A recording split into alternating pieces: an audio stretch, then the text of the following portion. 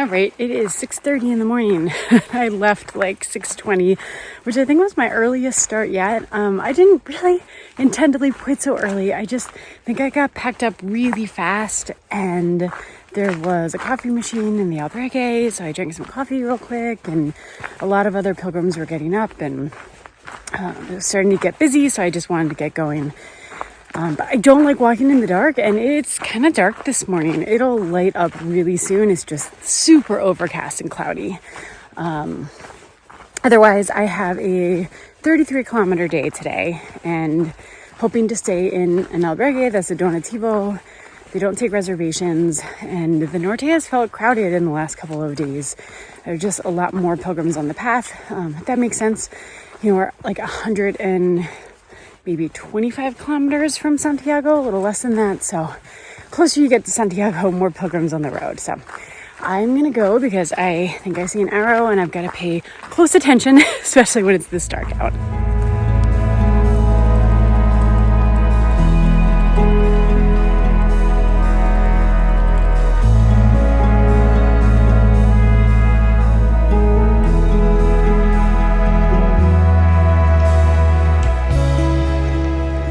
Happened, but pilgrims are everywhere.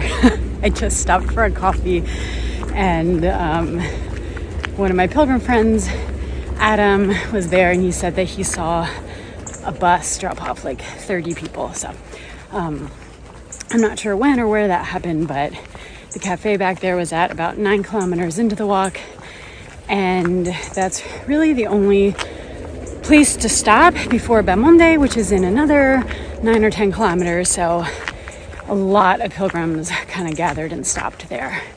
And this morning was a quiet walk. I think I was out ahead of most pilgrims, but that coffee stop possibly put me right in the middle of them, but that's okay.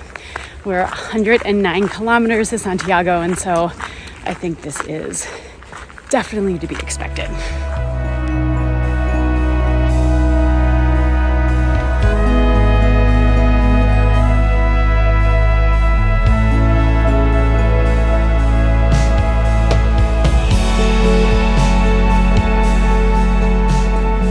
It is an adjustment for me being around a lot of pilgrims. This happens to me every single time I walk and I get closer to Santiago, and I really am this year trying to shift my mindset a little and, you know, maybe not embrace all like the more crowded trails, but at least just try not to let it bother me or spend a lot of time wishing I could be walking alone or in peace. In any case, as I was leaving Belmonte just now, there was a sign and there's a junction, and a little further up there's going to be an important place where the paths split, and you can go to the right or the left depending on where you want to stay tonight. And I got a little confused and thought that was the split, but it turns out, and all the other pilgrims went the other way, and I took the other route thinking that like, oh, this is on the way to Miraz, but actually I'm just taking the slightly longer, more scenic route, which, you know, maybe not super great to add on more distance to my day. It's already a long day, and I don't have a guarantee of a bed tonight. I think it's gonna be okay, but I'm not sure. But it's like there are no pilgrims right now on this path, and I think for me it is worth it to take just the more scenic path off of the main road, nice and quiet. So that's the way I'm going.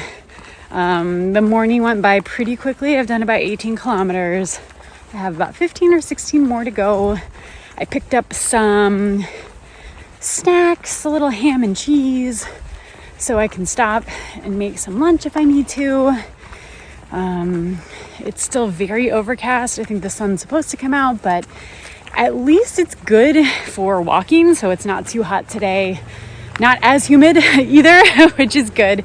So anyway, okay, I am going to continue on.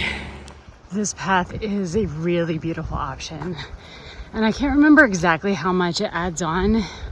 I think less than a kilometer, so it's really not that much further than the main Camino path, which is right by the road, but I think that this is a winner.